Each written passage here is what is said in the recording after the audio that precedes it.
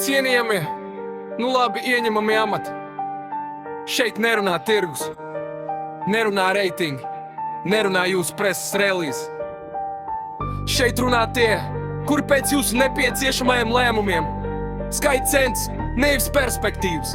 Jūs to saucat par valsts vadīšanu.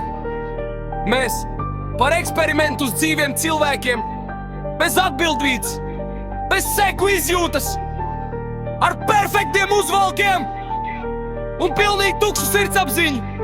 Tāpēc šis nav protests, šis ir protokols, un tajā ir ierakstīts: Ministru kabinets sūta brāļu ordenīs! Jūs sēžat krēslos, ko apmaksā mana maize, rakstāt likumus, tā it kā tauta būtu naidnieks. Katrs jauns pants, jauns tos savilkums, bet jūs to saucat par reformu, par attīstību, par progresu. Nodokļi krīt kā pelnu uz plikiem pleciem, bet jums algas aug, ironija precīzi kā cirtiens. Jūs neceļat valsti, jūs testējat robežu, cik daudz var izspiest, pirms tauta vairs neelpo. Kabinetā klusums, sirdsapziņa izslēgta, lēma sterili, bet sekas asiņainas ikdienā. Jūs neredzat cilvēku, redzat tikai tabulas, bet aiz cipariem ģimenes, kas lūs bez skaņas. Ministru kabinets sūta brāļu ordenis, ne tautas balss, bet slēgs augsts mehānisms. Jūs runājat slauts, bet darbi smird, būt stāv par tautu un jūs to dzirdēsiet.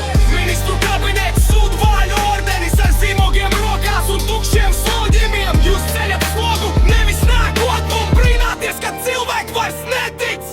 Jūs sakāt, nav izvēles, tāda ir realitāte, bet realitāte taisāt jūs, nevis kaut kādu fatu.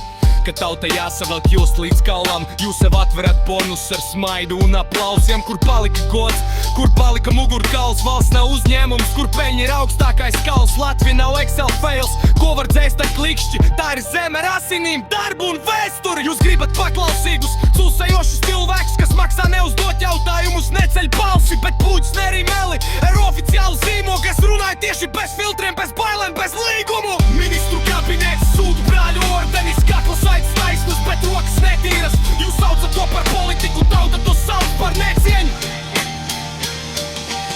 Ministru kabinets sūta brāļu ordenis, balsums ir projekts, nevis smāras. Bet atcerieties, bez tautas jūs esat tikai tukšs galds ar krēsliem. Šis nav naids, šī ir robeža. Šis nav troksnis, šī ir balss.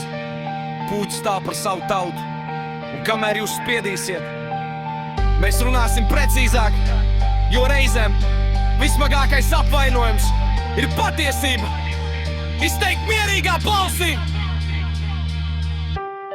Un tagad bez frāzēm, bez protokoliem, bez jūsu sasodītās valodas korektuma. Jūs neesat elite, jūs esat administratīvs sūds ar paraksta tiesībām. Ne velni, ne varoņi, vienkārši pelēk cilvēki, kas iedomājās, ka drīkst visu. Jūs sēžat augšā un dirsāt lejā, pēc tam brīnāties, ka smird visā valstī. Un nē, tas nav dumpis, tas ir secinājums. Sūta brāļu ordenis nepazūd ar laiku. To vienkārši nosauc īstajā vārdā. Atcerieties, tauta klusē ilgi, bet ne mūžīgi!